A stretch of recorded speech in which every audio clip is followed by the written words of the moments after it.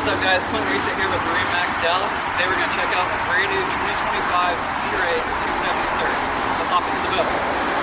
Now that we're inside the boat, on the aft side of this we have a nice sun pad back here. We do have a fold down swim platform in the back with a nice starboard walkthrough into the cockpit.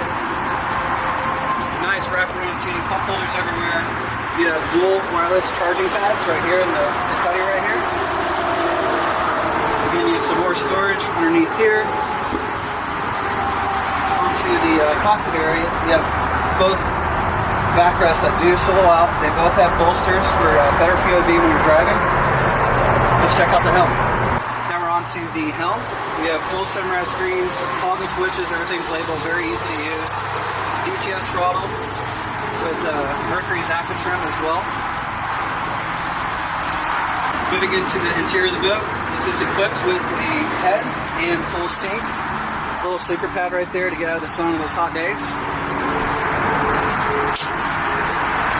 Coming into the bow of the boat, super wide room up here on the SDX series. A lot of room up here, great for just laying out for the family and friends.